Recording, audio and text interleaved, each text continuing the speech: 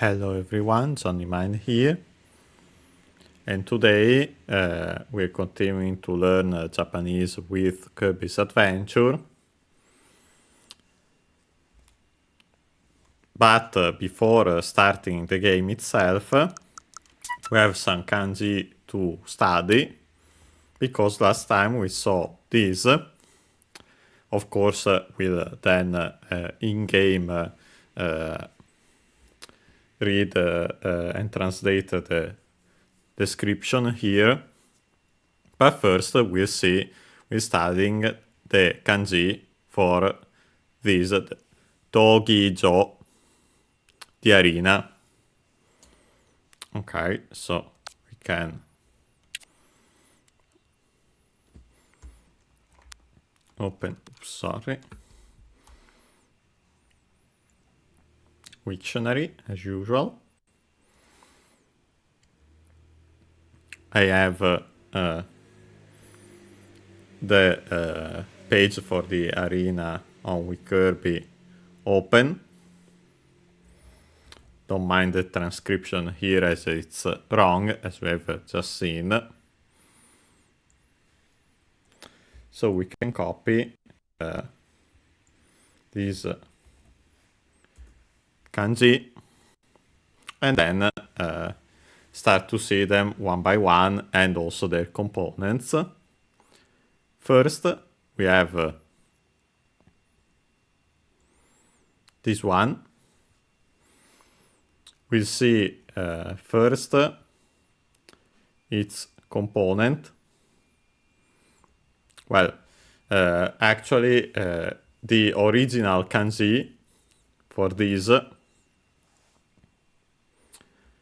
which is this one, we see its stroke order just to show how it's written, but as it's actually not used in Japanese, we're not studying it, but since we have it, let's show it. And even more so, its original form, historical form. As you can see, there are two people fighting each other, fighting with their hands, because as we'll see, this is the kanji for fighting. But it then evolved. It became this form. I'll just show it, and this is technically the traditional kanji in Japanese.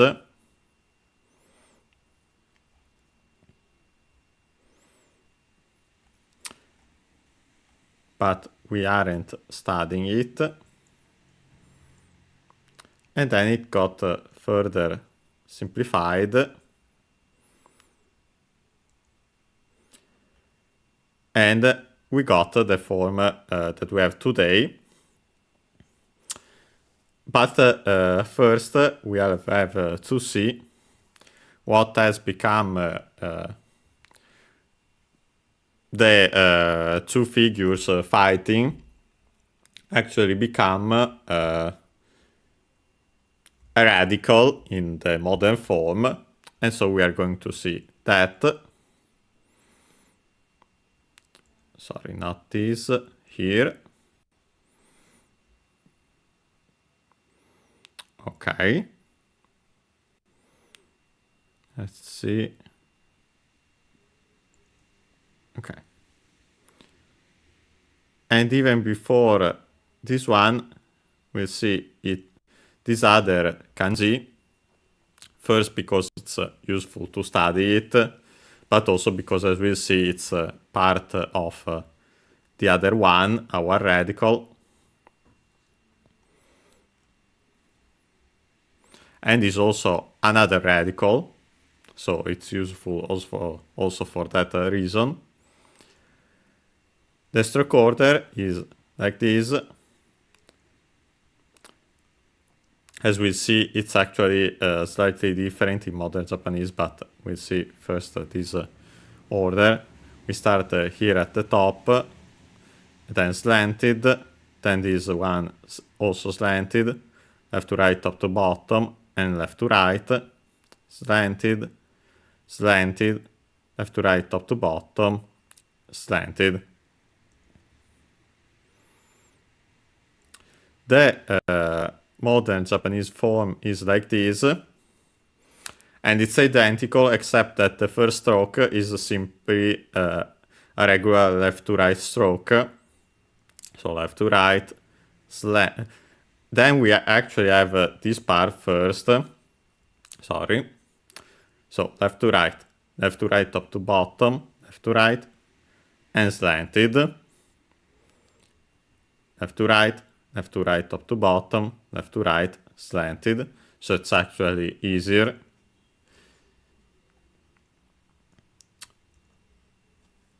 We'll see now its original form, which is this one. And it's simply a door, technically one half of the character we are about to see, which is the one for gate. And so it became the kanji for door.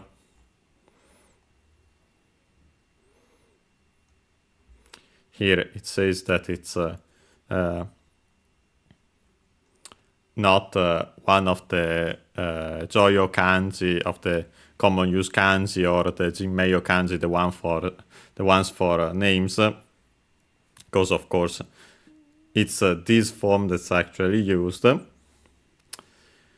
Its strictly Japanese pronunciation is to,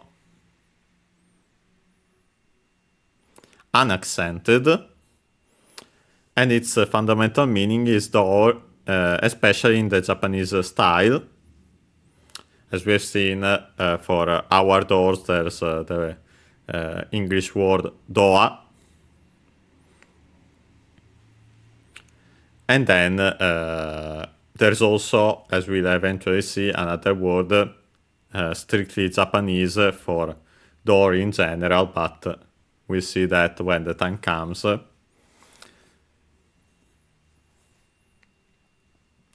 And then we have, of course, also its Chinese readings on Yomi. In this case, we use only the canon, which is ko. And it's also used here as a counter for houses, households, apartments, and so on. But it's not a common counter, so don't mind it. It's easier to find it in compounds, where we also technically have the go in one of the compounds listed here, but could also be because it's a compound. So anyway, ko and go are its Chinese readings. Technically, we have also he as a strictly Japanese reading, but it's used only in the name of the location, Kobe. So simply, it's easier to remember it for now as the global reading of those two kanji. For now, focus on the strictly Japanese reading to, and the Chinese one, ko, at most also go, but especially ko. Okay, now that we have seen this, we can see our radical, the one found in our kanji, which is this one. As you can see also in the animation, the stroke order is top to bottom,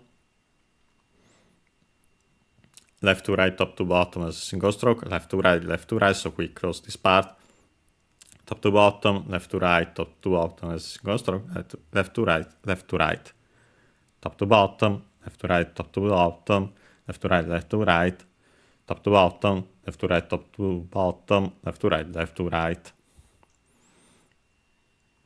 A lot of we're getting more strokes, but luckily it's easy, as you can also divide it on the left part and then the right one, as you can see also here with the arrows. And yes, this is the full, the original form. As you can see, the two sides, the two parts of a gate.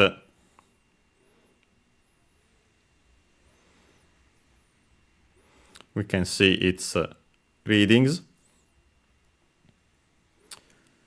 There are several strictly Japanese readings, kunyomi, but the one actually used, and even then relatively so, is kado.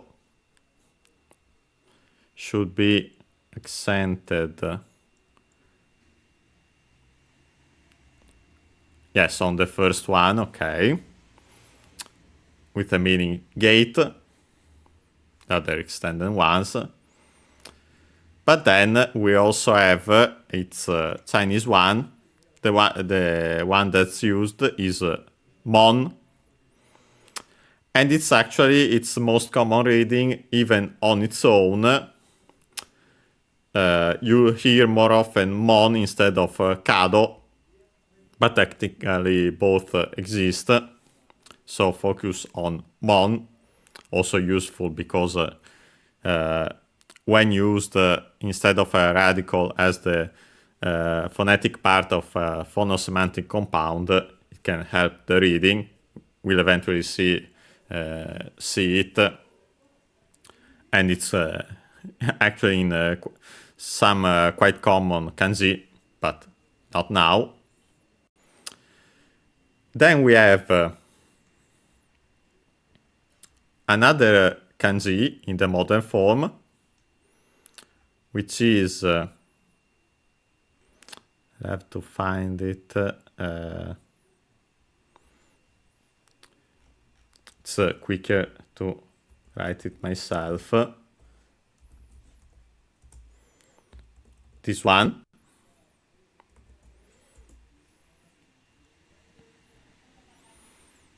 First, let's see its stroke order. Left to right, top to bottom, left to right, top to bottom, left to right, the commas, and then left to right, top to bottom, left to right, top to bottom, a second stroke, left to right, the commas, and left to right. We can see its original form, and it's some kind of container. And then, by extension, it became a pod-bearing plant, and so by extension also its seeds, and so bean. Bean is the modern meaning, also in Chinese. Why I'm saying by extension? Because a container, if you think about it, a pod-bearing plant is as if it's kind of a container for the beans.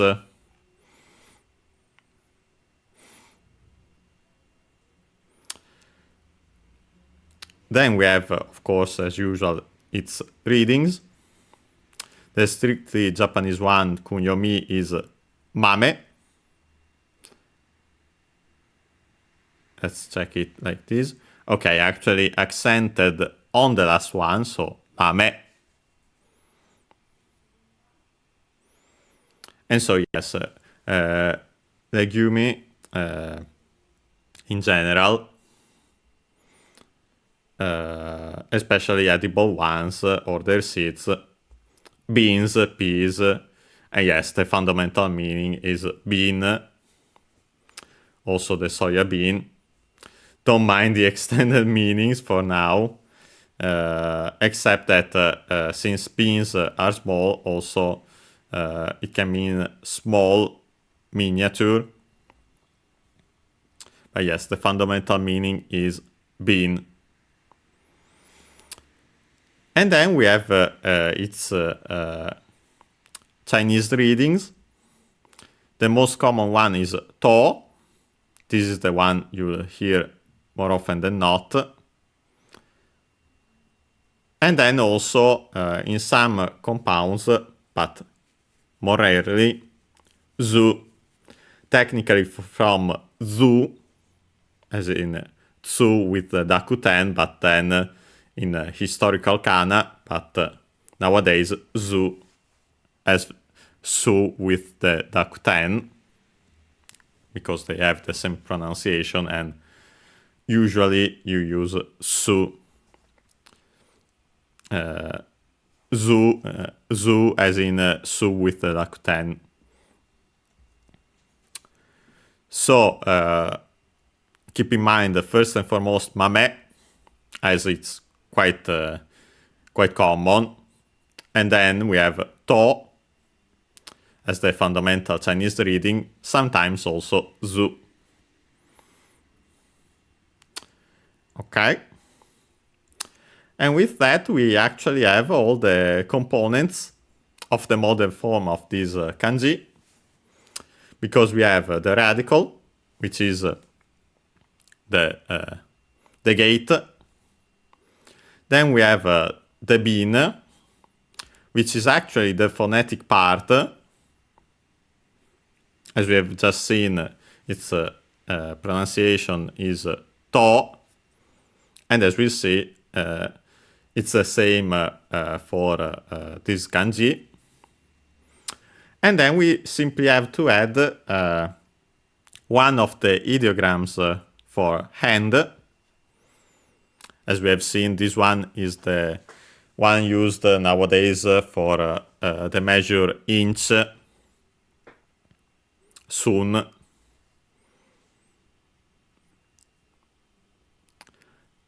Inch as in the measure. And so, as we have seen, it's slightly more than an inch in English, but more or less the same. And maybe it's and we can use that as a reminder that the hand, as a reminder of the original form of the kanji, with the two people fighting with their hands. Okay, we can see its readings. The strictly Japanese one is tatakau, unaccented. More often than not, as we'll see, there's another kanji with the reading tatakau, which is the one used more often than not. But this one can be used, especially when tatakau means to struggle against adversities, to contend, to resist. The other meanings, which are to fight, as in making war on someone, or to compete, use the other more common kanji. Then, of course, we also have the Chinese readings. The one that's used is to, and so there you have the phonetic part of the kanji in its modern form, and you have it, you can find then to in compounds, like the one we are studying, that started this kanji studying last session. Okay. Now that we have seen the first one, we can continue. We have first and foremost the radical, which is this one. We'll see it in a moment, because first and foremost we want to see its form as a kanji on its own.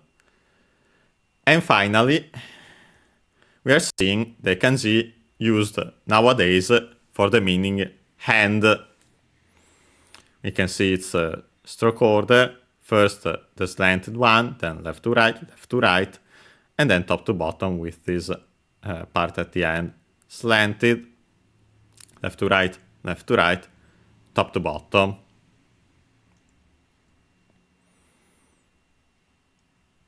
As you can see, also here with the arrows.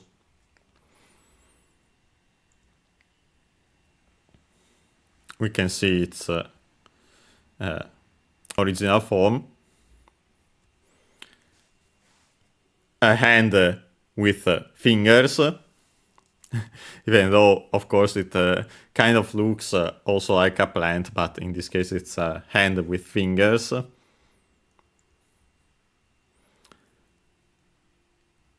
And yes, it's the one actually used nowadays as for the word hand. First, it's strictly Japanese pronunciation, and is also the word for hand in Japanese. Te, accented, which means hand. Technically also arm by extension, but the fundamental meaning is hand. And then several other meanings from a hand. For example, hand as in work, help. Also means way, technique, and so on. Hand as in handwriting, but the fundamental meaning is hand. Te, accented. There's technically also ta, as found in compounds, should also say here. But more often than not, it's te. There's an exception, quite common word, as we can see here, heta, accented on the last syllable, which is we can see the kanji for down, which we have already seen before, and then the one for hand, and the meaning is a hand as in a skill of low quality, and so unskillful.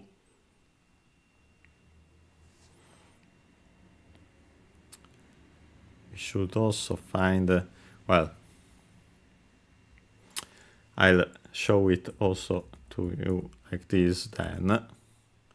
If we had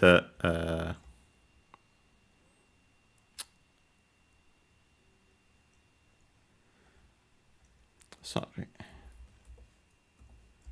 let's find it. Okay.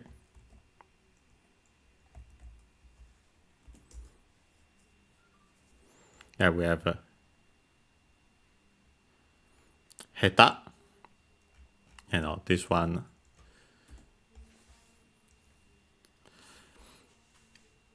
But yes, the fundamental one is te, and it's better to just remember the other one as a reading given to a compound. And then, last but not least, we have the Chinese reading. There technically are several ones, but the one used is shu. Well, we also have zu, technically from su, but then adapted, which is the one for the opposite of heta, jozu. Show it also here.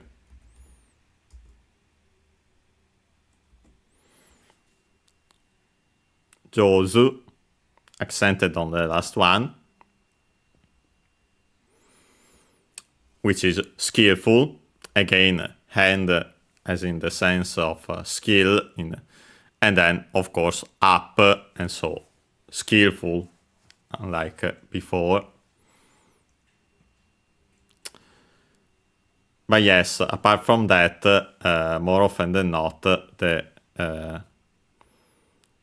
it's Chinese reading used in compounds is shu. If I search it on its own, I should find it here in the dictionary just to... Because, for example, it's...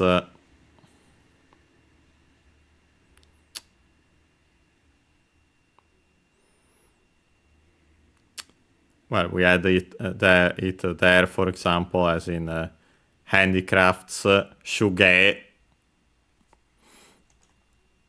But just to show you that that's the Chinese reading usually used. Then, with that, we also have this form, which is its when used as a radical, as the left component of kanji, left to right, top to bottom, and as it is a slanted stroke going upwards, left to right, top to bottom, and the slanted stroke, as we have seen, for example, similar to the one for the radical form of the kanji to eat.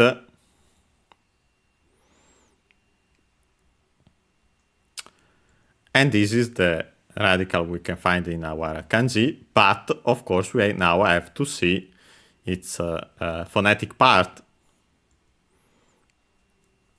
To see that one, we have to see, well, we have again another one of the hands, and technically we have in the modern form the kanji for 10, but its original form, and it's actually there, but it actually comes from half of this kanji, which we are studying, as it's actually quite important. As you can see in the stroke order, we start here, slanted, left to right, top to bottom, and then again slanted, left to right, top to bottom. Slanted, left to right, top to bottom, slanted, left to right, top to bottom. And this is quite an important kanji because it's also another radical. Here we can see its original form, and it's actually bamboo, two bamboo stalks with their leaves. Yeah, it's even, you can clearly see it in its original form, the bamboo stalks, and then the leaves.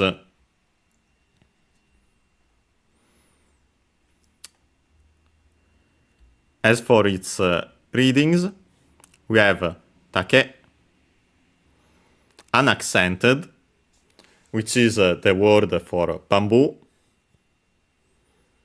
And then we have its Chinese reading, the one found in compounds, the almost exclusively used one is chiku.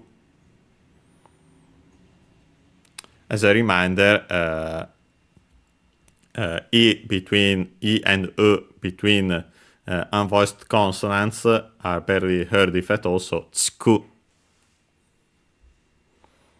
But yes, its meaning is bamboo.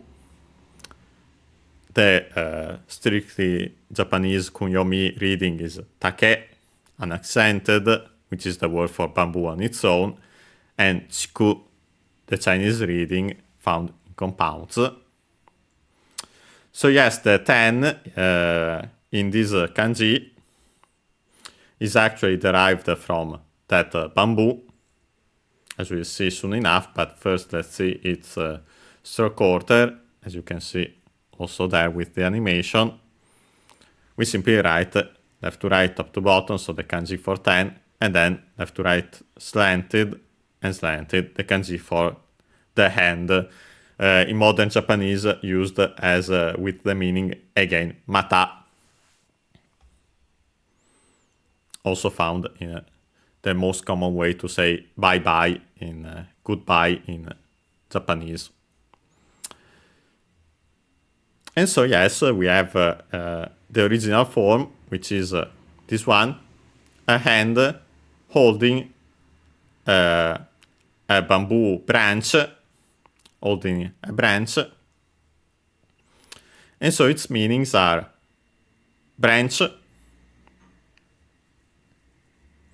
and there's also a kanji actually used nowadays in Japanese for that. But by extension, from the holding, the bamboo branch, support, and that's our meaning also in Japanese. Well, we technically have it. We technically have that word for branch also as a kunyomi, but it's not actually used nowadays because of the other kanji. The one used is sasaeru, unaccented, which is the verb which means to support, to prop, to sustain, and so on. Technically, there's another reading for, but it's rare nowadays. So we'll ignore it. So the fundamental meaning is the strictly Japanese one is sasaeru, unaccented, which is the verb to support. The Chinese reading is shi, which is the one found in compounds. Okay, and with that, we can finally see our kanji that we want to study. We can see the stroke order here. Of course, it's simply writing the components in their order, and then, of course, first the left part, and then the right one. So left to right, top to bottom, the slanted stroke, closing the radical for hand, then left to right, top to bottom, which is the 10 at the top, the branch, and then left to right slanted, and slanted, the hand holding the branch. And it's a phono-semantic compound. We have the semantic hand and the phonetic part. Some would say also semantic because of the whole branch, holding a branch, and so also skill. But the most important thing is that the part on the right gives the sound to the kanji, as we'll soon see. But first, the strictly Japanese reading is waza. Yes, accented, which means technique, art, skill, move. And then we have its Chinese reading. The one that's actually used nowadays is gi. And so you can see that it's relatively similar to shi, and so that's why we have that as the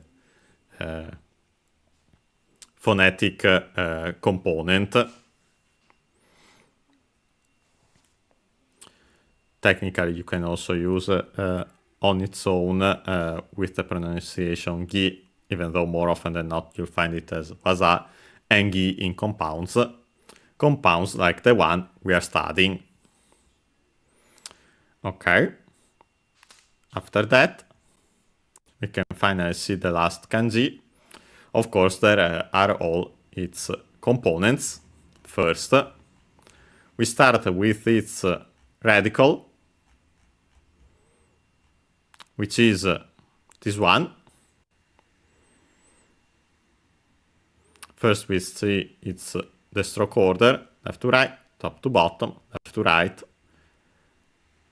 left to right, top to bottom, left to right. Quite easy.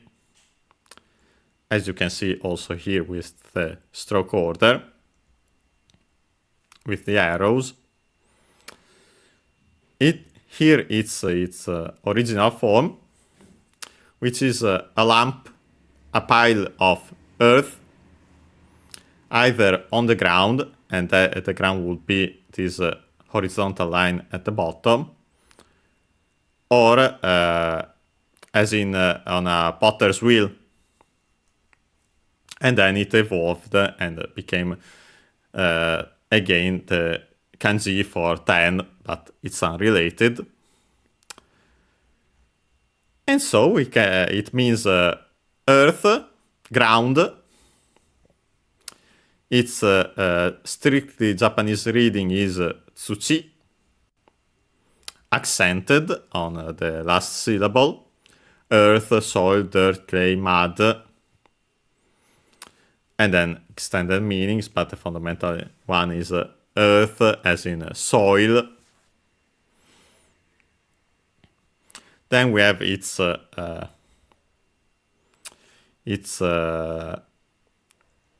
Chinese readings. The most common one is do, as we see soon enough, also with a different meaning, but also simply in compounds with the meaning earth, as in soil. The other one being to. Technically, to is the strictly Chinese reading, and then do is the one that the Japanese started using by mistake, and then became the commonly used. Literally, customary kanyo on customary usage sound. But focus on the meaning tsuchi and the reading, the meaning earth, as in soil, with strictly Japanese reading tsuchi. The Chinese readings do and to. Do is particularly important because it can also be found in the word for Saturday, the day of the week of the earth, doyobi, as we can see also here, but we won't study yobi for now. And so also as an abbreviation, do as an abbreviated form for Saturday.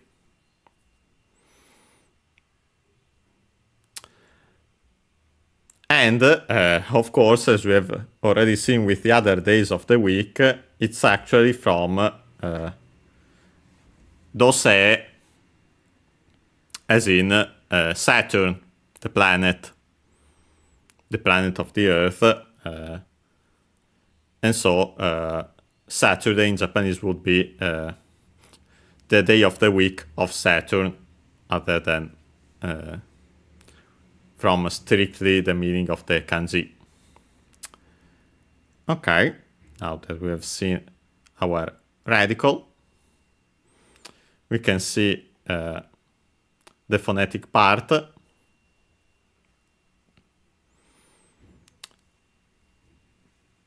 We have at the top the sun. We see which we have already seen. Then we have this kanji, which we'll study, written like this: left to right, top to bottom, the comma and the comma, left to right, top to bottom, comma, and comma. Here is its original form, kind of a T, but it represents an altar. And as we'll see as a radical, it's also a radical, this one. It has the meaning of sacred, supernatural, but we'll see it when the time comes. On its own, in modern Japanese, it actually becomes the verb with its strictly Japanese reading, kunyomi, shimesu, accented, which means to show, as in to take out and show, to demonstrate, to tell, to exemplify, to make apparent, also to point out, to indicate, to show, but the fundamental meaning is to show, to show, to point out.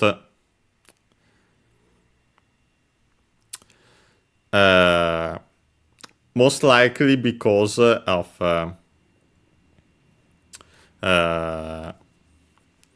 an altar as an extended meaning, because of an altar showing the will of the gods.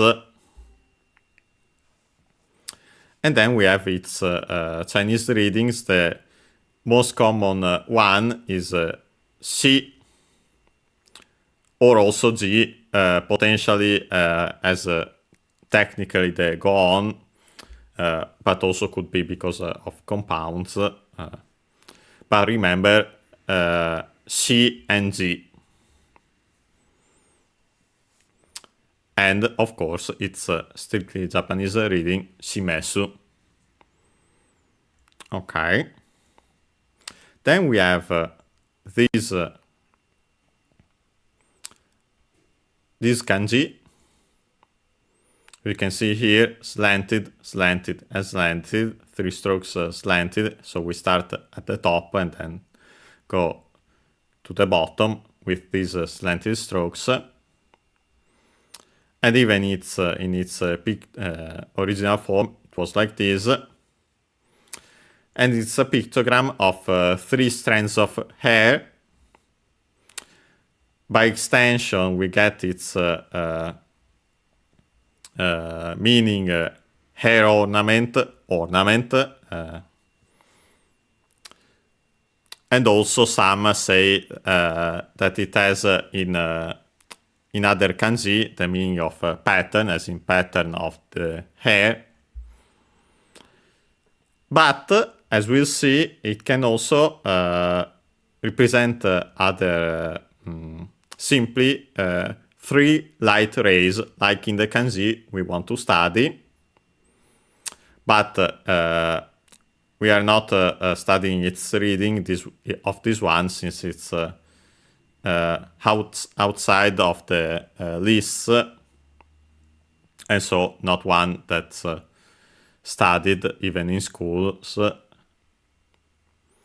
And so we get our kanji.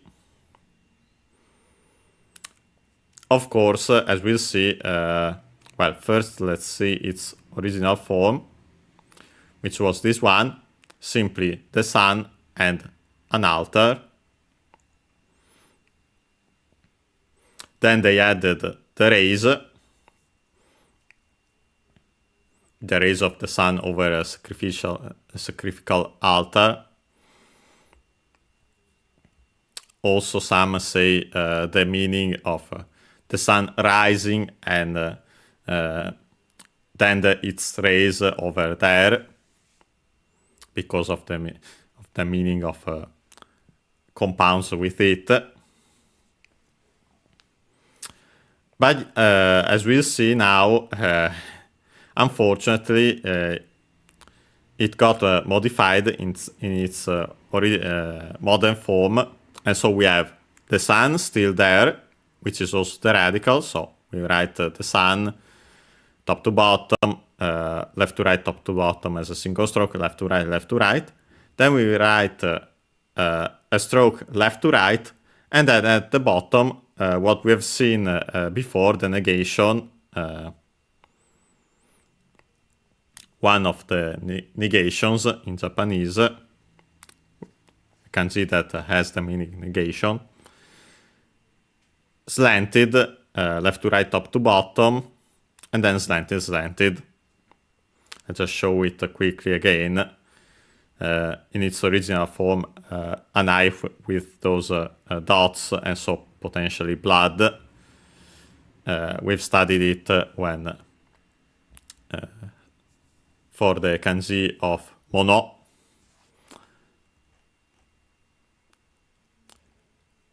But it's actually unrelated, so it's only useful in this case to remember it for the stroke order. But the original meaning was, the original kanji was sun with the altar and then the additional rays. It's also a kanji we aren't technically studying, only as a component. And so we finally have it. We finally have all the parts to make the kanji that interests us. We can see its order, with the stroke order here, also with the arrows. But again, it's simply writing the individual parts on their own. So left to right, top to bottom, left to right for the radical, the kanji of earth. Then top to bottom, left to right, top to bottom as a single stroke, left to right for the sun. And then unfortunately the part that got modified of the altar with the rays of sun. So left to right as this stroke, and then at the bottom we have that negation. Slanted, left to right, slanted, slanted, slanted. As you can see here.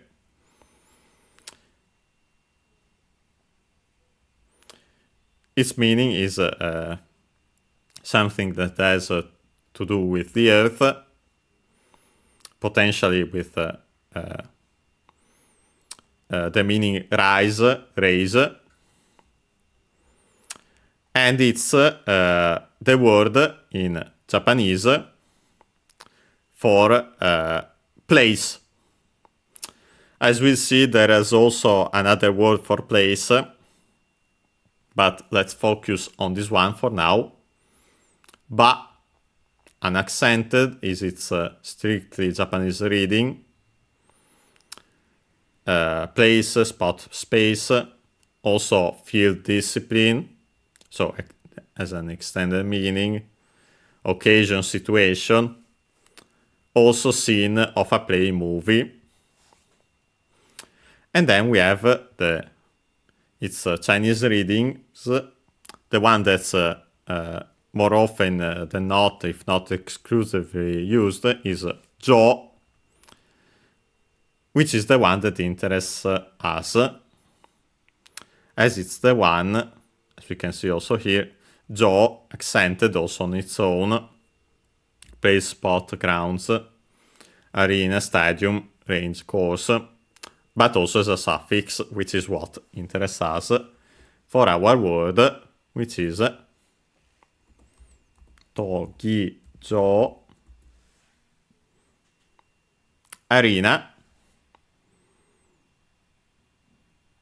Unfortunately, we don't have its reading here, its pronunciation. I check it again in the dictionary, even though we might not find it even there, the physical dictionary I have.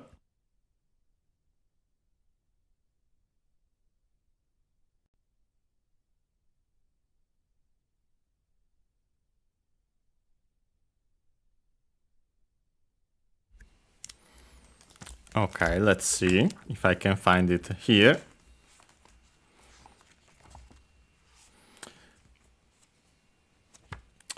Let's see, to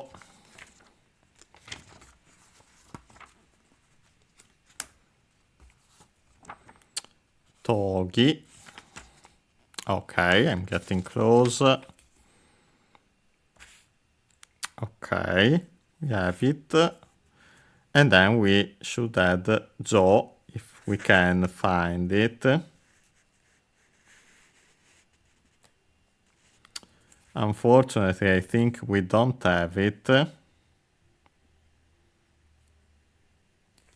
Yeah, we don't have it. We can try to search on this dictionary if adding Jo as a suffix has a peculiar accent as a rule.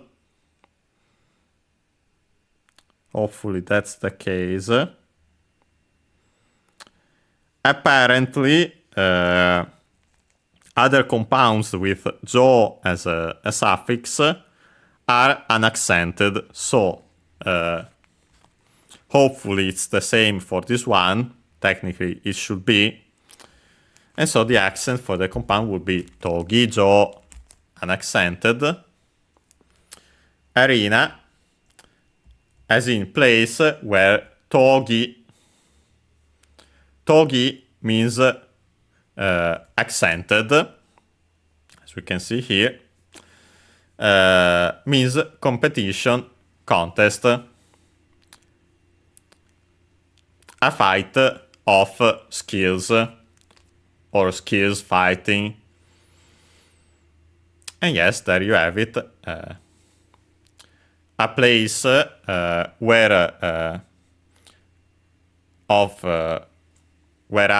there are competitions, contests, as in fights of skills. Okay, and with that we have seen that. I'd say we can take the usual break now, and then we'll be back and start the actual game. Of course, we'll have then to we'll go to the arena first and foremost, read the description there, and after that actually continue with the game. Okay, see you in around 5 minutes as usual.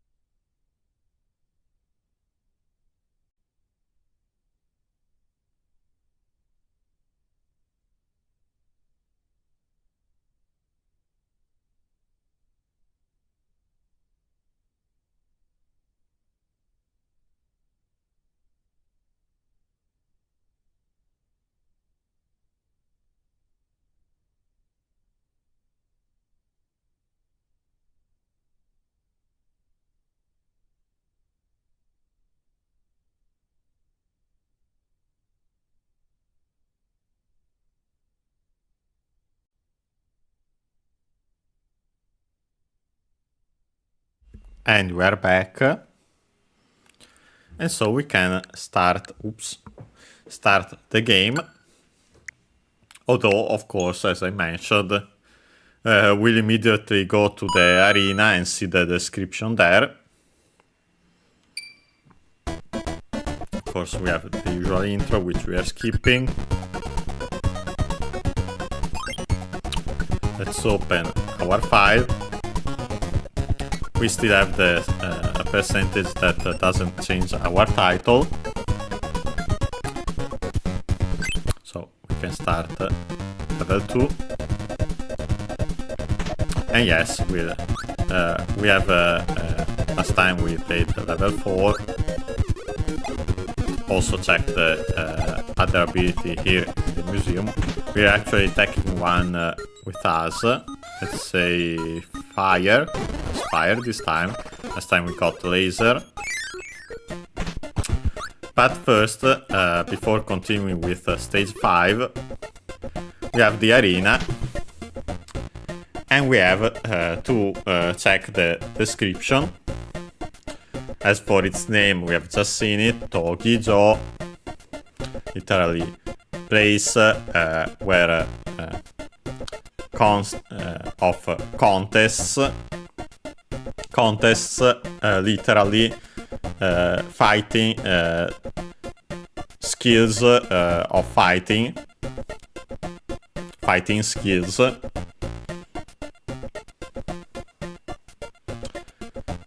So we can see its description. Futari ga haitte teru no wa hitori. First we have futari, which means 2 people. Let's check its accent, but should be on the last syllable.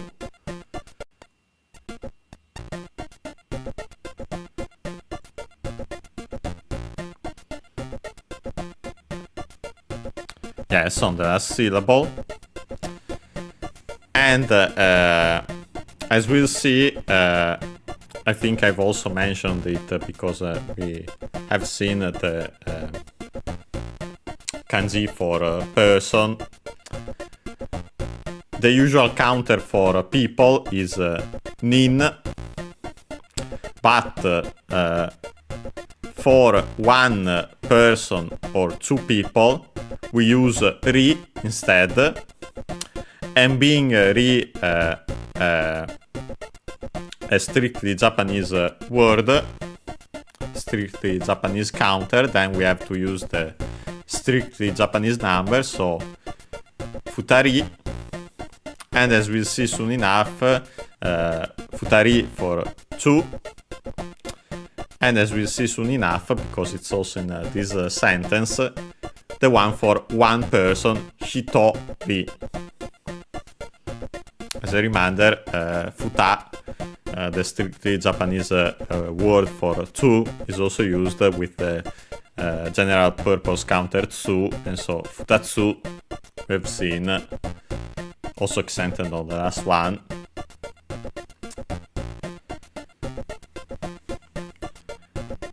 And so we have 2 people, then the subject particle ga, then the verb haitte from hairu, should be unaccented, we have seen it before, which means to enter. Actually, sorry, accented, hairu.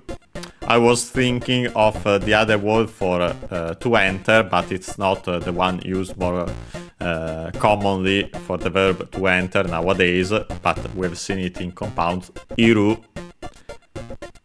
Hai iru is a compound technically, and is accented, to enter. So, and then we change it into its te form, being a u verb, codan verb, we have to follow the rules, being in ru, it becomes double consonant, so the small tsu, te, hai, te. Technically the accent would be on the I, but being ha, I, a diphthong, the accent actually goes on the ha, because what matters for the accent is the syllable. And so we change it into its te form. In this case, I'd say most likely for its meaning and, so to the action of the first verb, and then the second one, the one of the second one. Even better in this case, two actions in sequence, and so first we have the action with the verb in the te form, and then the other one.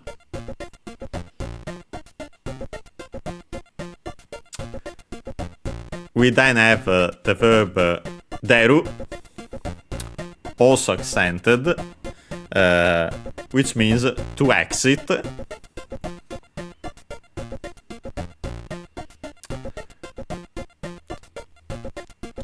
Then we have no, which in this case we've seen it as a substitute for koto, thing as in fact, as in matter. So a nominalizer for verbs. In this case, it actually replaces a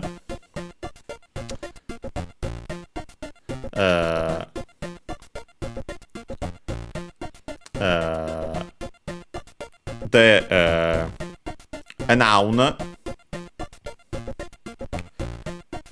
and so it would be something like one, ones in English. Then we add the particle wa, written as ha, the topic particle. And so, as for the ones exiting,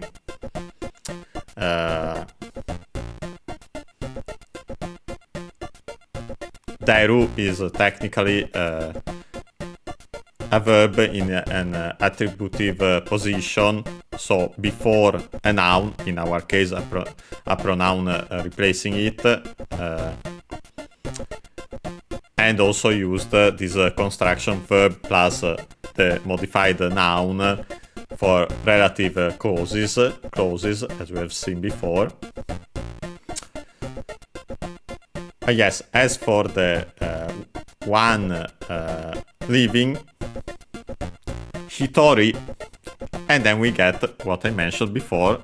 We'll check its accent, but it means one person.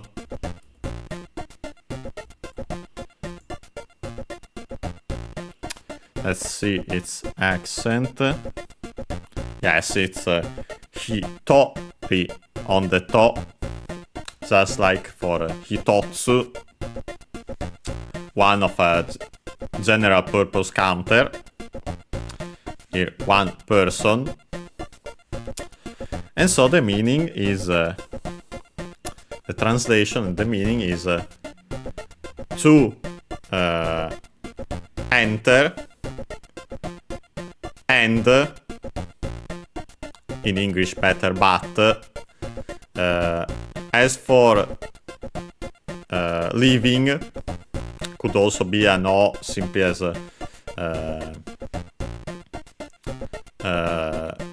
nominalizer, as we mentioned.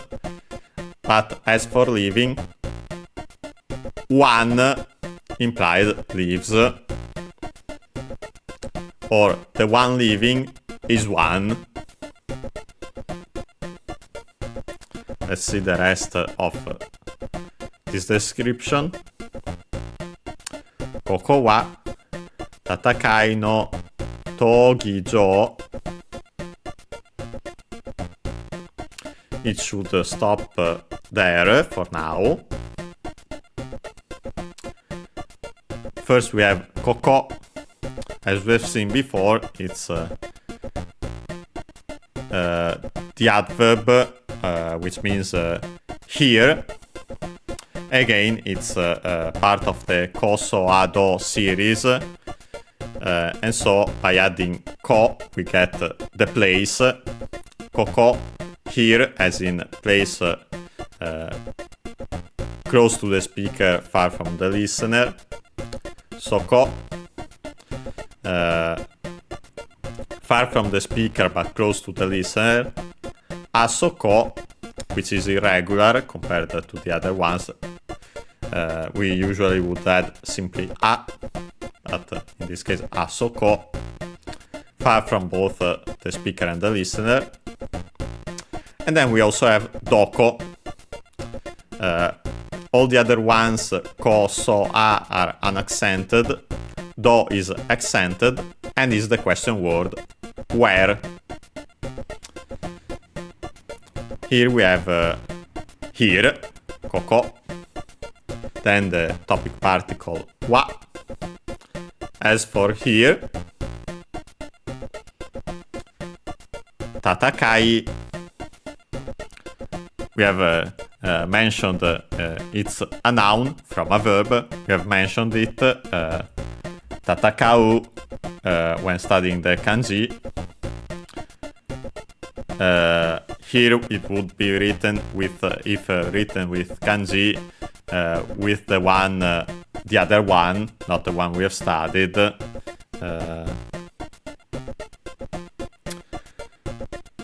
But the meaning, the fundamental meaning is the same, which is tatakau, unaccented, to fight. Then we change the, it's a u verb called unverb, so we can change the u into i to make the continuative form. In this case, the noun, to make the noun, and so fighting. Then we add the possessive particle no, and so of fighting. And then we have our title, Togijo Arena. In this case, we can, and so, without again saying the literal translation. And so it becomes, as for here, it's the arena of fighting. Then we have the rest of the sentence. Actually, 2 more lines. Tomato to tokugi ga moraeru keredo, tatakau made wa terarenai. First we have tomato, which, as you can easily guess, it's the word tomato, tomato, however you pronounce it. Let's check its accent in Japanese. Okay, accent on the first one, tomato.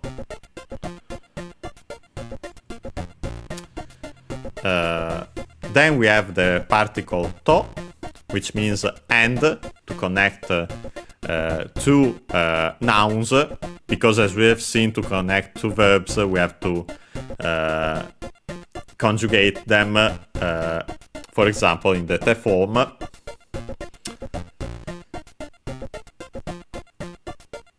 Tomatoes and tomato to tokugi. Tokugi, we have seen it before, and if I recall correctly, is accented on the first one, we'll check, is a special technique, special skill. The gi is the one we can see in the title, the kanji we have studied, special skill. Toku, as we'll eventually see, is the kanji for special. And yes, the word is accented on the first syllable, tokui. Then we have the subject particle ga. So, tomatoes and special skills. I'm saying it in the plural just to make it in general. Of course, it's not specified in Japanese because it's not needed. Then we have the verb moraeru.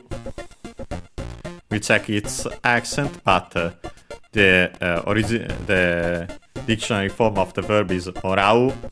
I think unaccented, but we'll see. Which means to receive. Yes, unaccented, okay. And it can also be used like the other verbs of giving and receiving in combination with the type form of a verb with the meaning to get, to receive, or to make, or to give the favor of doing the action of the verb in the type form. But here it's simply to receive something which is actually the subject of the sentence. We'll see why it's the subject in this case, because usually it would be the object. Morau, we can change, it's a U verb, codan verb, so we can change it in the U into E and add ru to make the potential form of the verb. Moraeru, also unaccented should be, because the original verb is unaccented. And by the way, it's the potential form is ru ichidan verb, even though luckily in this case it's not further conjugated. And so can receive, and the potential form, even though nowadays can be used also with the object particle, there would be that it takes the subject particle, which is our case. Tomatoes and special skills can be received.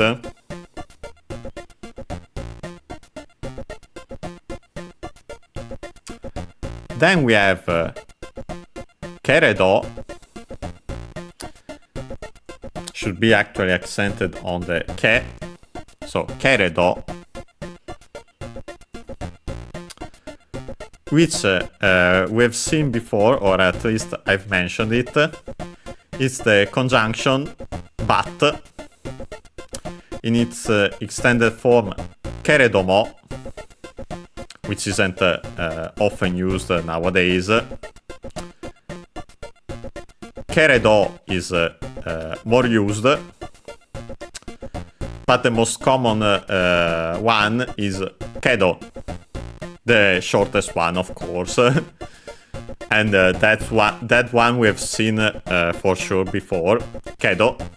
But here we have the longer one, which of course being longer means that it's polite.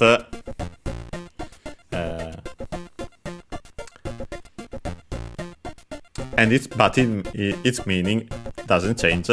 But, however, although, so we have a but, all the sentence before, or the rest of the sentence before, but we'll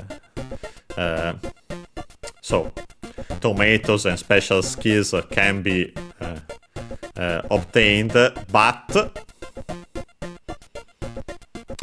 tatakau, again, to fight. Then we have made, a particle, which means until.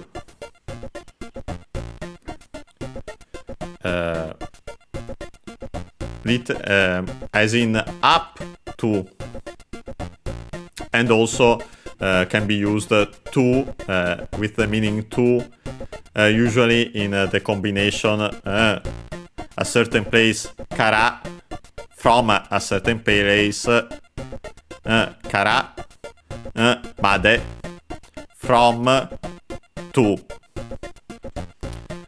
And also in the temporal meaning. But in our case, it's until.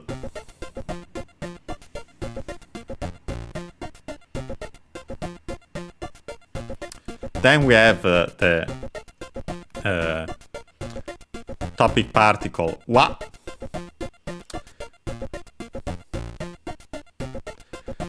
As for until you fight, you implied, until fighting.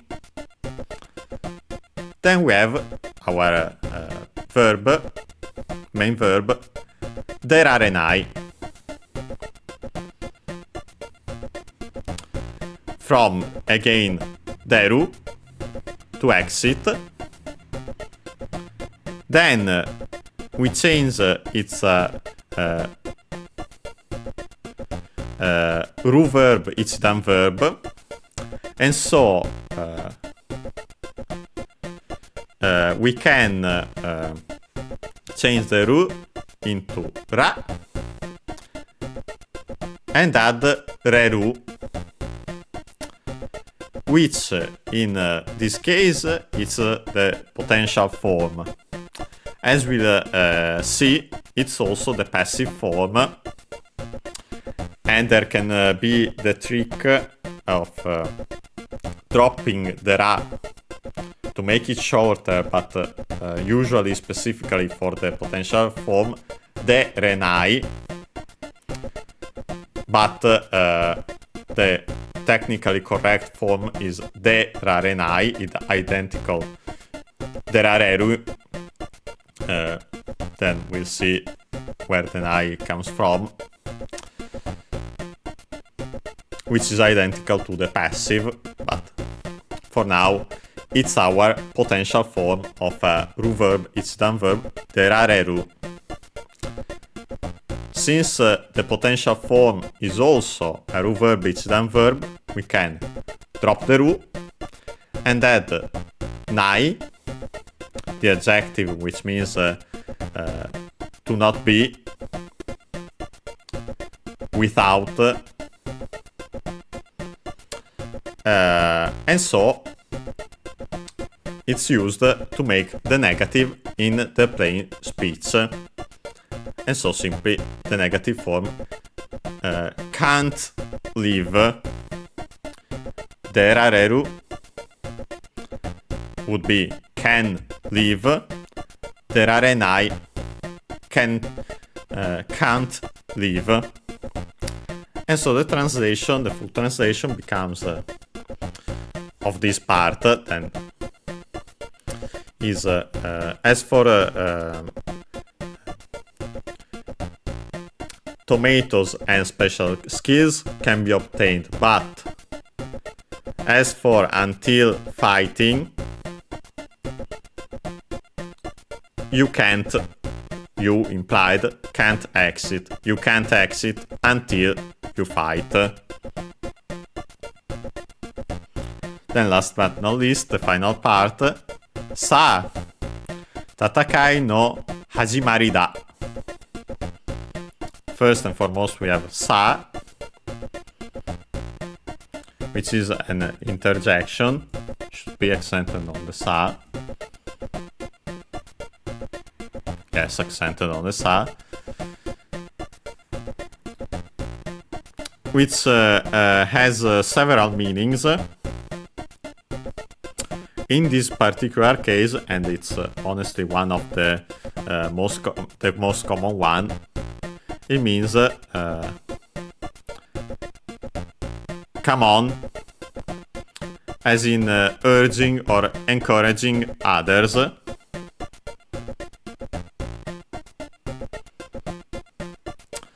So, come on. Then we have tatakai, again from tatakau, to fight. We change the u into i to make the continuative form, and so the noun fighting. Then we have the possessive particle no, of fighting. And then we have hajimari. Also a noun from a verb. Verb which is hajimaru.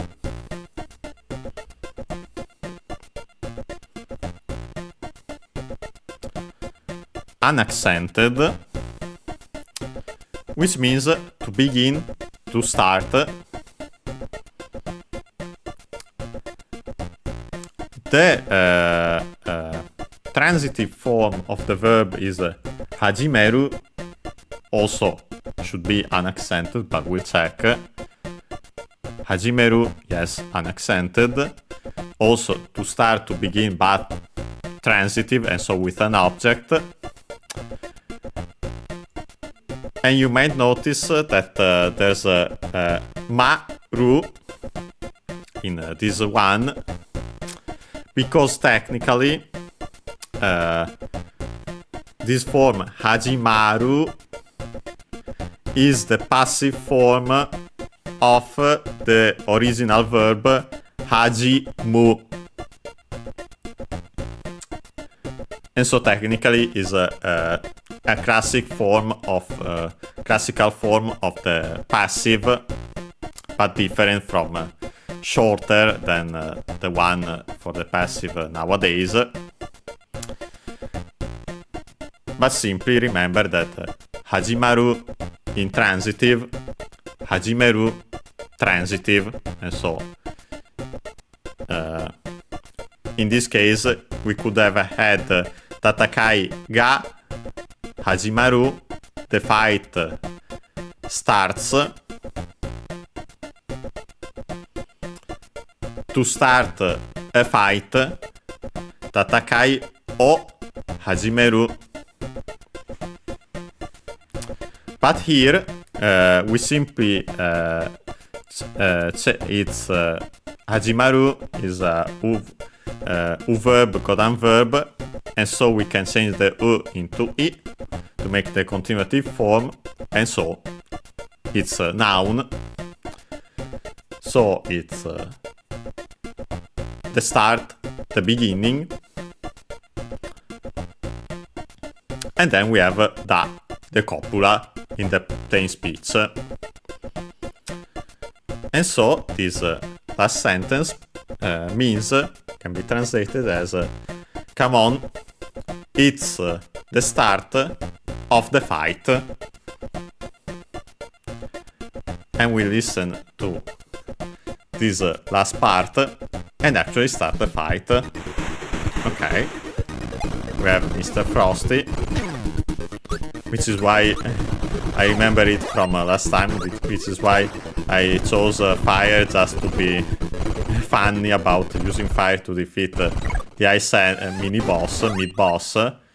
We get Freeze, which I've actually seen before, because we have fought Mr. Frosty and we didn't skip the explanation, but I'll show it for a second.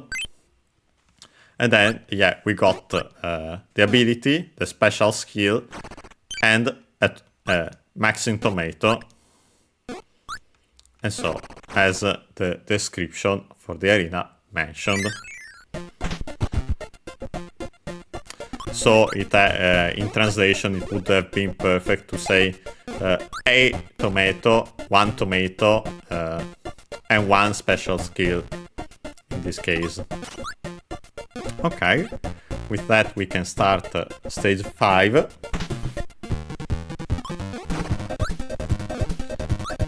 We have a parasol as usual, but won't get it. I was saying we have a freeze and we can keep it. Of course I immediately lose it. Be careful about the shots. So I think in English, don't know their Japanese name. Let's see if there's something. Okay, there's a drink. We're taking it. And then we can go into the door to proceed. Yeah, we have here. We got the wheel before, I think, but yeah, I remember also Hoiru, we have seen becoming a tire in Japanese, but we have already seen this description, also the funny speed violations, even though of course you don't have to care about those that aren't lucky in this game. Okay, at the bottom there's technically a new enemy, which we are getting now. Also with a new copy ability, Sleep. Also because we can get rid of it, as you know. Suripu. Sleep in English, we'll check its accent.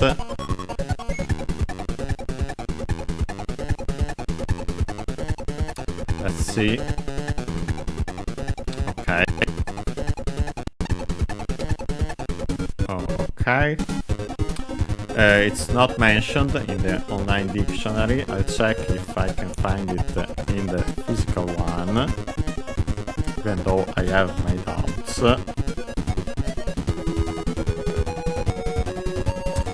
Suripu.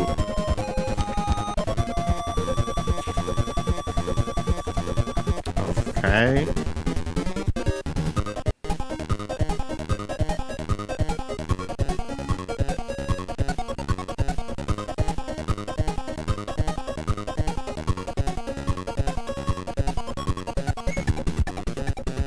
Yeah, I don't. I can find Sri, Sribu, Sleeve, but don't find Sleep. My guess would be accented just like a sleeve.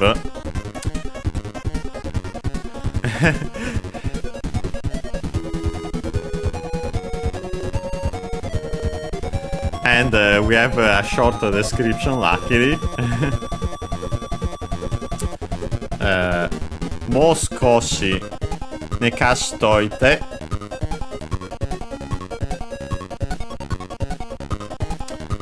First we have mo, which was on its own accented, means already. And with the negative, not anymore, not any longer.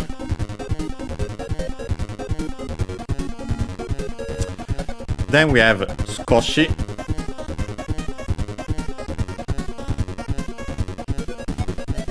Skoshi, yes, accented on the ko, which means a little, a bit.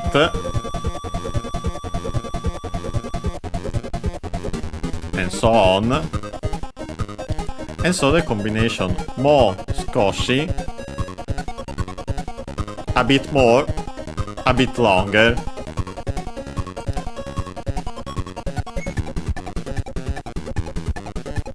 In this case, since we are talking about sleep, sleeping a bit longer. Then we have the verb, which here it says nekashi toite, but the verb itself should be nekasu.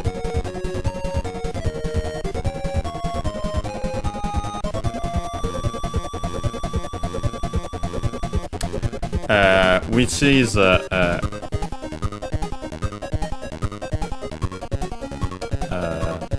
nekasu, yes, unaccented, so nekasu, which means to put to bed, in our case, to let sleep.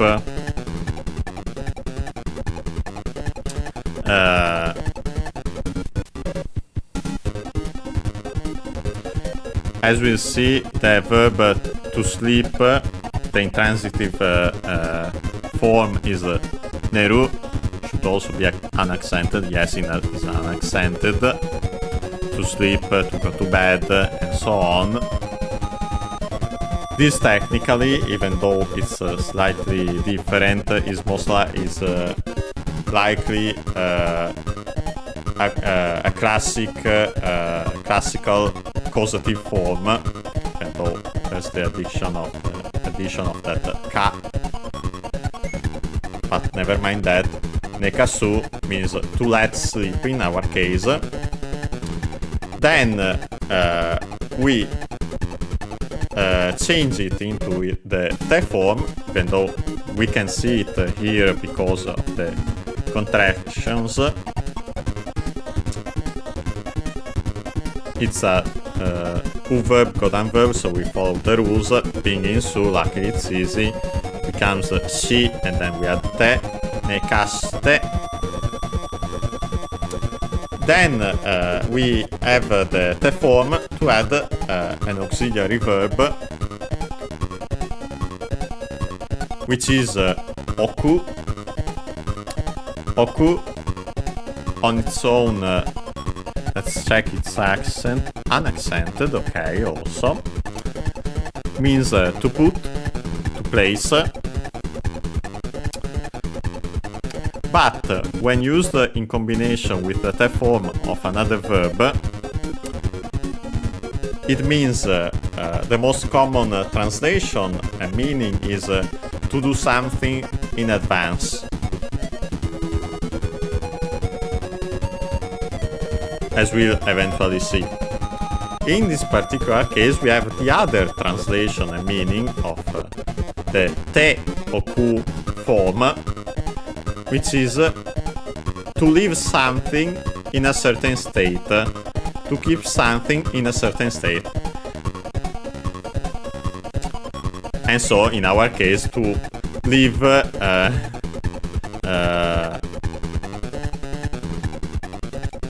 in the state of letting sleep, literally. Live in the state of sleeping, better in English, of course. Then we also change that into the te form, being it's a U verb, Kodan verb, and so we have to follow the rules. Being in ku, it means that it becomes ite because of the transition kite, and then it was easier to pronounce with e instead. The k drop. So the extended form would be nekashte oite, and then it gets contracted.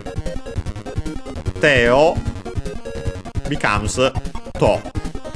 Nekashtoite. We have to make the te form of the verb, in this case, the last one, because it's implied kudasai, and so the polite form of the imperative polite. Literally, as we have I've mentioned before, make the favor, another verb of giving, make the favor of doing the action of the verb in the te form. In translation, we can simply say, please do, and so on. And so the translation becomes, please let me sleep, me implied a little more, a little longer.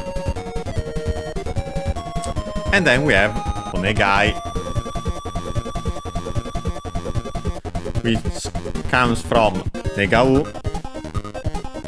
Let's check its accent, but it means to wish, to desire, to hope, and by extension, to beg, to request.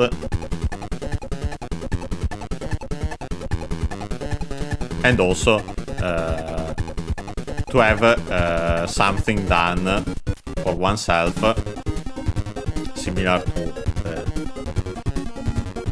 forms of giving, although slightly different. Negau, let's see its accent, actually accented, so negau. We change it, it's a U verb, Kodan verb, so we can change the U into I, make the continuative form. to get the noun, the corresponding noun. A desire, a wish, a hope, even better, in this case, a request. Then we add the honorific prefix O, and this actually is a shortened form because the full one is onegai shimasu. By adding suru, the verb to do a request,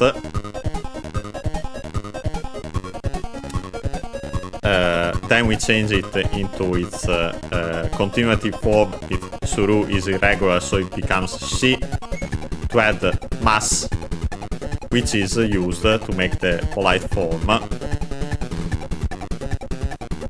So literally the expression would be I do a request, but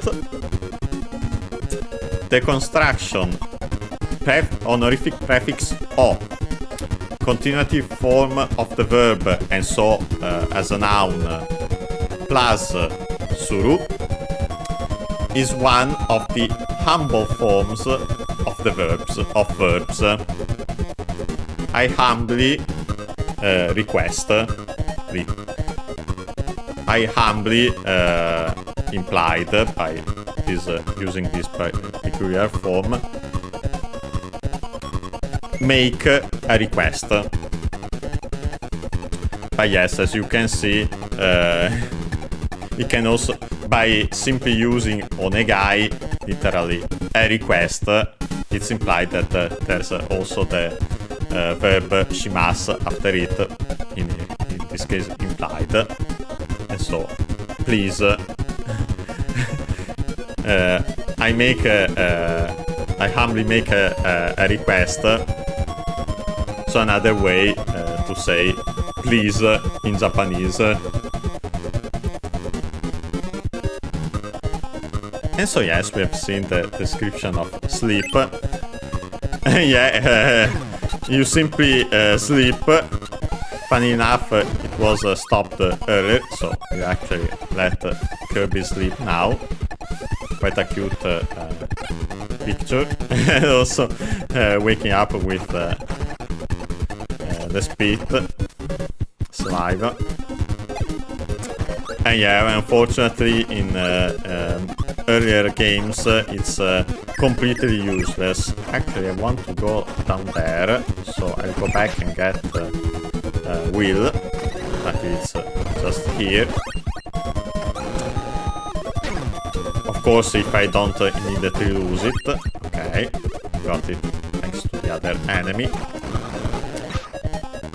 Because I want to check what's below here. And not using Will is not advised with that Gordo, which is invincible. And you take damage without Will. So we can continue. Ah yes, there's an energy drink which we honestly need, so good thing we did. When we exit we get back here, and so the actual exit, so advance. Yeah, here using Will isn't advised. Okay, you can actually get, if we can find, get it in time. Okay, it left.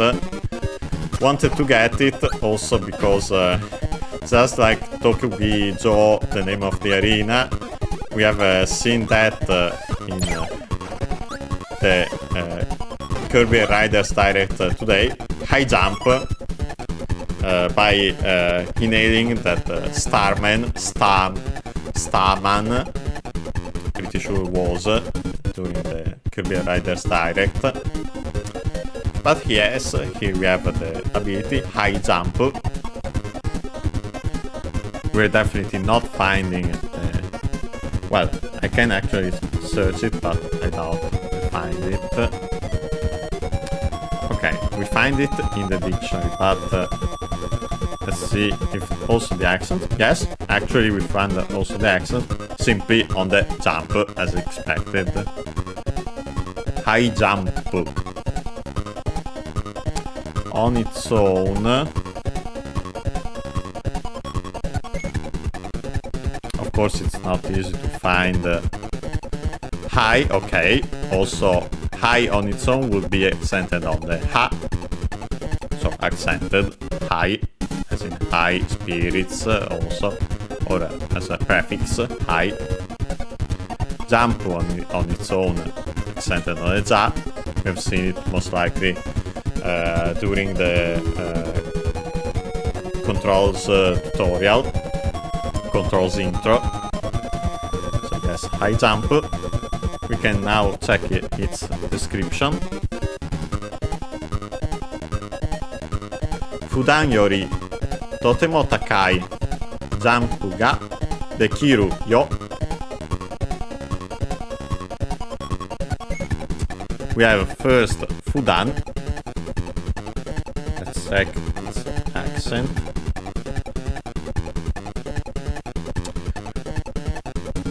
Which here we don't have the kanji, and technically it could have a different meaning, but in this case most likely it means it's the one for usual, normal, everyday, habitual, ordinary, as also as an adverb, usually, normally, generally, and so on. The accent is accented on the first one, so Fudan. Then we have the particle yori, which means then, compared to, in our case, then as in the one with the A, and so used in comparisons. Then normal. Then we have totemo,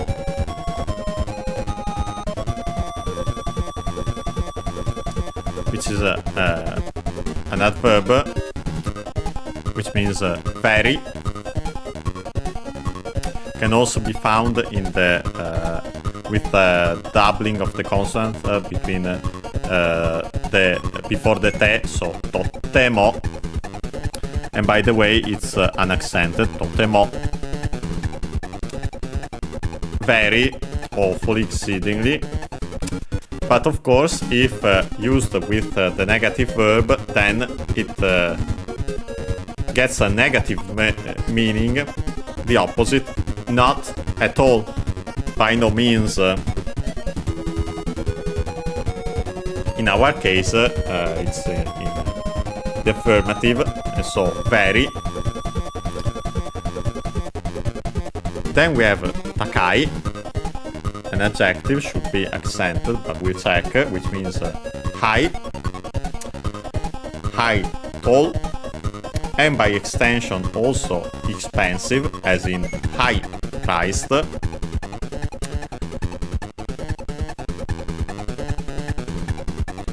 Of course, also high by extension in quality. But here is literally very high.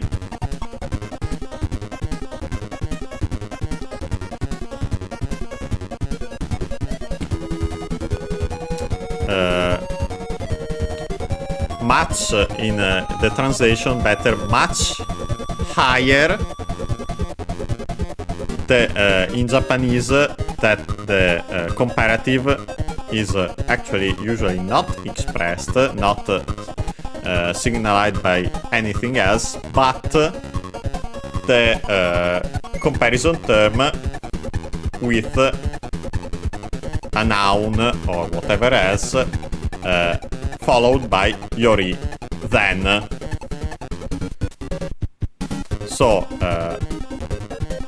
without, let's ignore the totemo for a second, higher than normal would be Fudan yori, takai. High compared to normal, to the usual.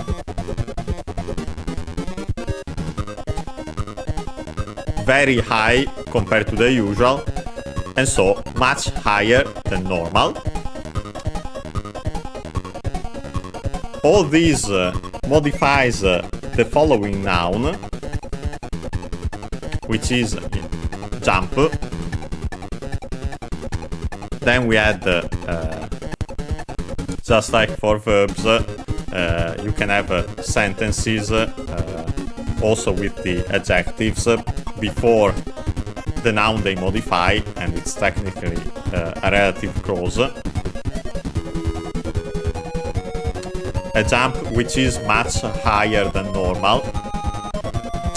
Then we have the subject particle ga. And then the verb, the main verb, dekiru. Dekiru, which means to be able to do. As we have seen, replacing also suru as its potential form. We don't make the potential form of suru, we simply replace it with the verb which already has the meaning to be able to do, which is dekiru.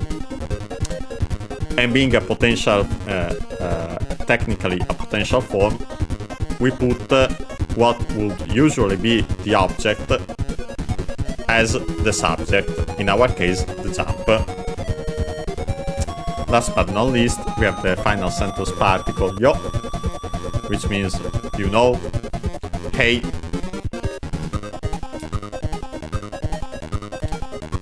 And so emphasis, but also other meanings. And so the translation becomes you can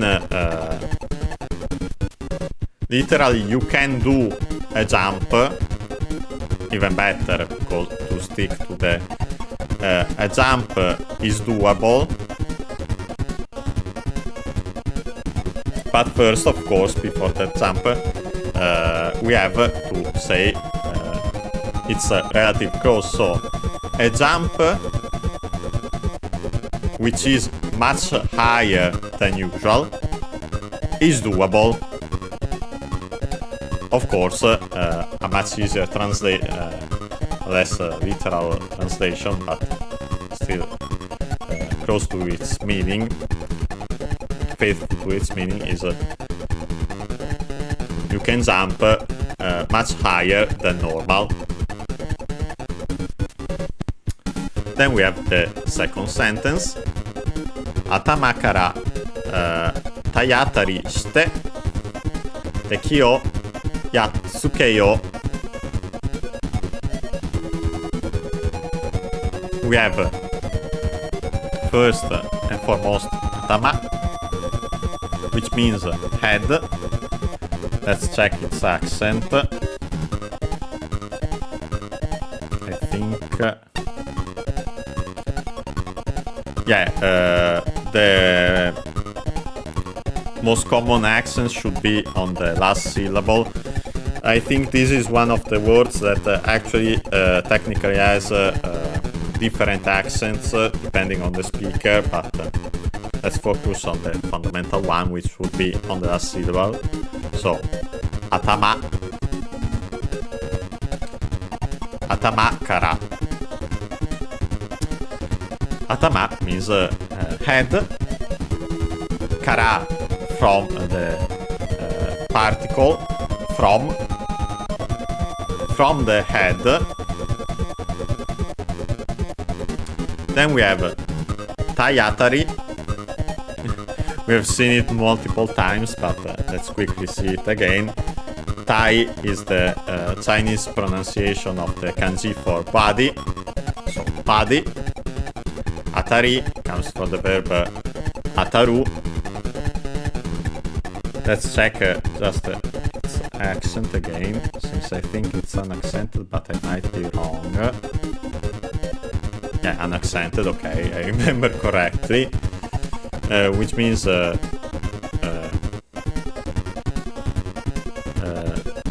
to hit.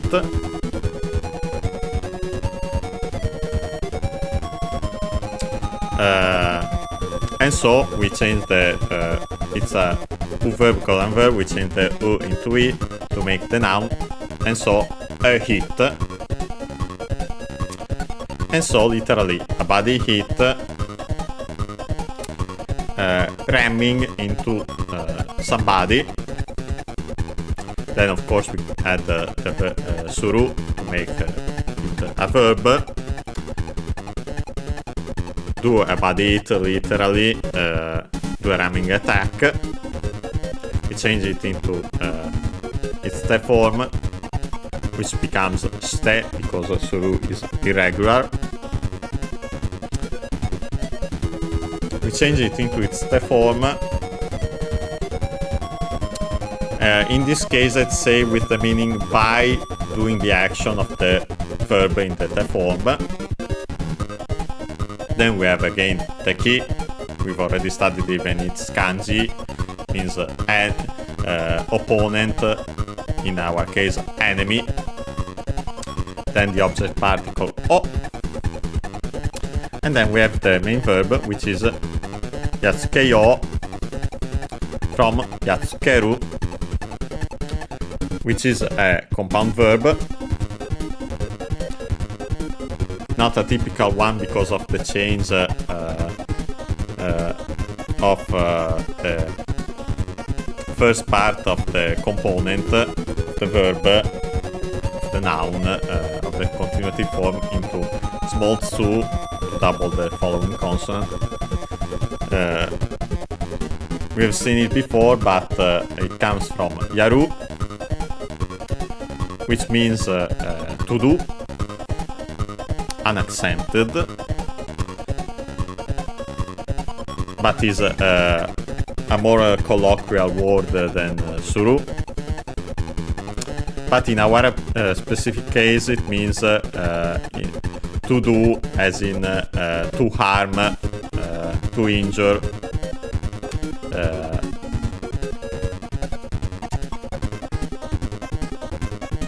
Then we add, we technically would change it, it's a U verb codon verb, so we would change it into its, the U into E, to make the continuative form to attach the following verb, so yari. But as we have seen, there's this change, so it becomes actually a doubling consonant, the doubling of the following consonant. Then we have skeru, which means to attach, to join, to add, to apply. And so literally yatsukeru, also accented, luckily, just like skeru, means to beat, to attack an enemy. Literally, to apply harm, injury.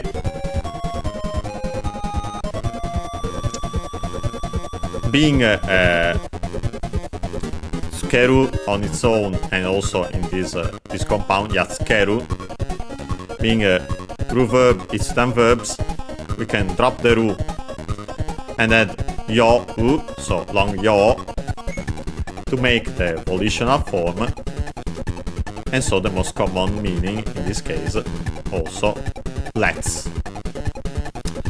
So the translation becomes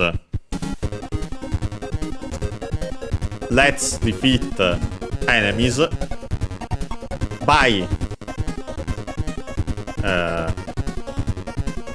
ramming into them from the head. And as we'll see, yes, that's how you attack with high jump.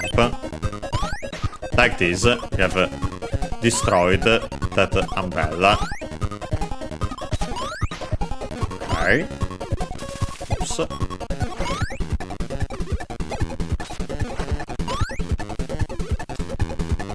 These kind of suspicious, but actually they seem to not have anything.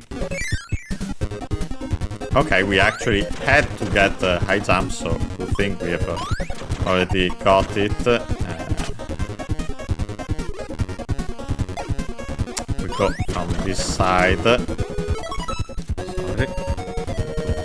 Okay, perfect. To get that. Well, there was technically an ability there, but we ignore it. Sorry. Wanted to, and unfortunately didn't get it in time to get the tomato. Of course, I also lost the ability, but luckily we have the exit of the stage here. Let's see. Unfortunately, only 3. Too early. Okay, let's see. We've actually unlocked the boss. We should have this. So, good thing I've actually checked. So, we have more kanji to study next time. So, unfortunately, the story introduction will have to wait further. But because of that, we won't check this now. This is, we'll see what this is later. We don't need it now. I can try to enter the boss and see. Okay. Seemingly, I try to press it again in a second after the boss is actually in function. But seemingly, in Kirby's Adventure, there aren't descriptions of the boss when you press start, so we luckily didn't miss the Wispy Wood one. If we did, I'd simply start a new file and play up to that, but apparently it won't be needed. We're against the Paint Roller. I'm pretty sure it's Japanese. It's English name. Not sure in Japanese. Yeah, by pressing now that the boss has full health, it has we don't get anything by pressing start. So apparently there isn't anything. Luckily, he paints these. And we have to get them to then shoot them back. Oh boy. Don't have health. It's quite risky. Okay. Have to be careful about its movements.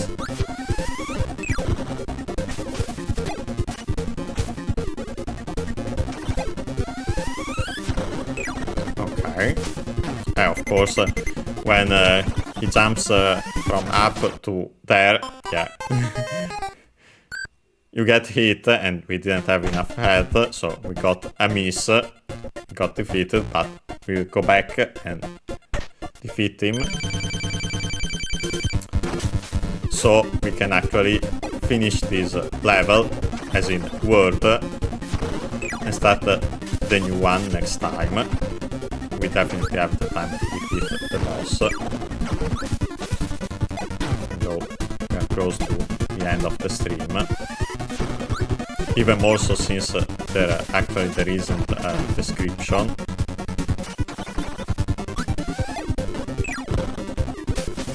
I wonder if in the remake there is. We might eventually play that also to check that. I think by absorbing some of these you can get copy abilities, but we've defeated it this way. And so we get this clear, as we can see, clear on the bottom right corner. The Kirby dance. And so we get to level 3 water building. Of course, the usual funny animation.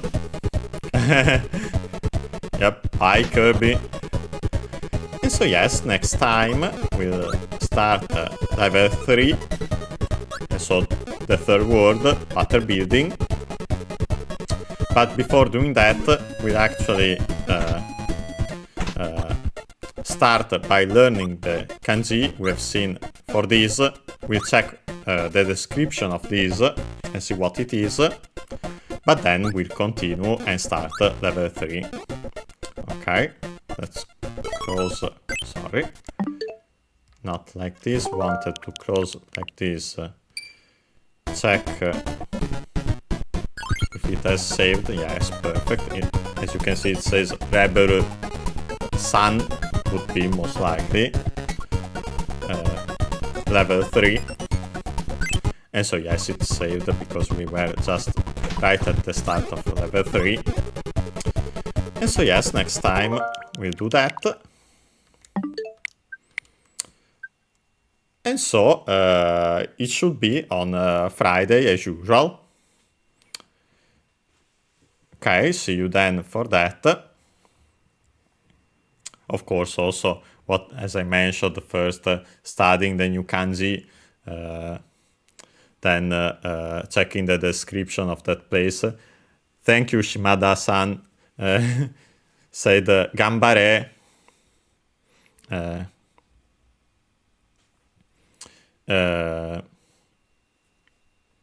Which is the classic, in the imperative form, the classic encouragement in Japanese. Just to be sure, let's check a second its accent. I think I've mentioned before the literal translation of Gambaru, which would be firmly and so also stubbornly stick, from Haru, unaccented, but Gambaru is accented, so good thing I've checked. And yes, it means to persevere, to persist, to keep at it, to hang on, and so on, to do one's best. And yes, it's how you say that, how you give encouragement, the classic encouragement in Japanese, in a more polite form would be gambatte, that's a form of the verb. Okay, and with that, konbanwa, yes, for me it's evening, and we're actually ending the stream now. Of course, you can simply check the VOD, even immediately, or if you do so later, as in tomorrow, I'll also add the timestamps. Hope you'll enjoy it. You've enjoyed the little you've seen, and hopefully you watch the rest when you can. You have the time for it. And yes, with that, see you on Friday for the continuation of learning Japanese with Kirby's Adventure, the plan I mentioned. Okay, see you next time.